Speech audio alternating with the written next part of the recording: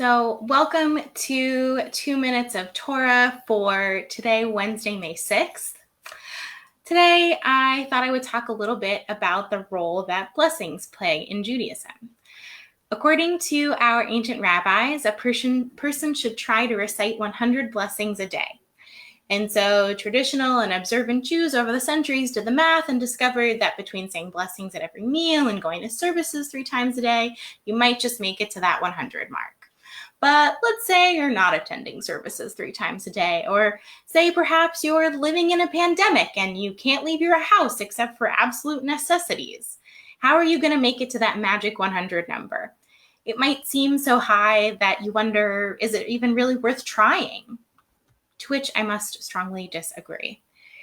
The idea of getting to 100 blessings a day might seem arbitrary or silly or inane, but I love the kick in the caboose it offers us if we just look below the surface. The question isn't really, how am I going to get to 100 blessings in a day, but what is the value in reciting 100 blessings in a day? And so let's look at some of the blessings we might most readily be familiar with to answer part of that question. We have our Shabbat blessings, for example.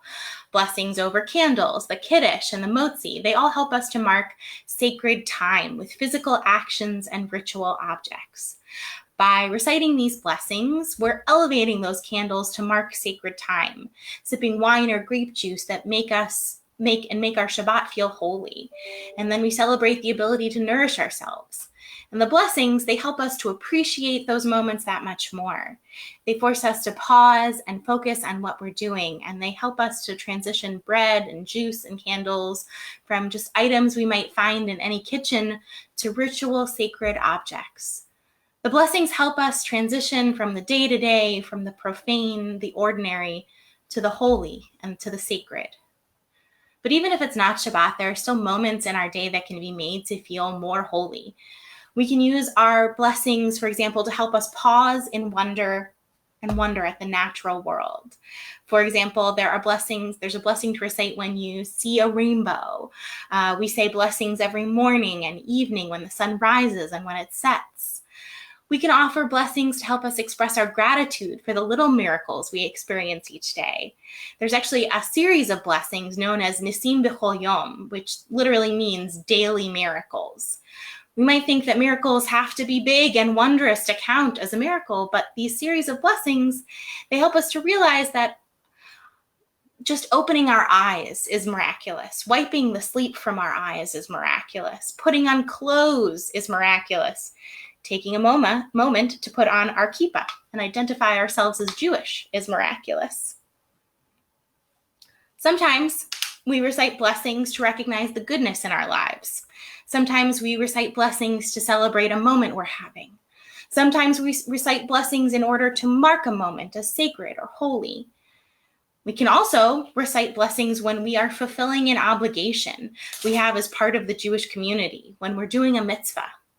Lighting those Shabbat candles, for example, that's one of those mitzvah moments, and Hanukkah candles too. Recently, some people have asked what sort of rituals and blessings can we offer for this moment that we're all living in? How do we find the goodness right now? What can Jewish rituals offer us to make meaning out of this pandemic world that we live in? And some people have answered, there can be a blessing for that. For one, there's always a blessing for washing our hands. Traditionally, we would say this blessing for hand washing when we're about to embark on a ritual meal. But there's no reason why we cannot take this action that we're all doing right now for our safety and the well-being of others and imbue it with holiness as well. It's the same holiness that we offer when we're about to eat at a Passover Seder or offer a Shabbat meal. And in fact, there are some people who would say, why stop there? There are new blessings that we can create in order to mark the actions we're taking right now as holy and worthwhile. And perhaps you might have seen a blessing for wearing a face mask making its way around the internet right now. This blessing acknowledges that it's our responsibility to protect and save a life. And why shouldn't that be a sacred moment in our days too?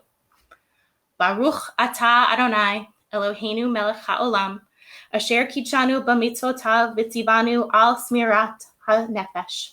Blessed are you, eternal our God, ruler of the universe, who has sanctified us with commandments and commanded us to protect a life.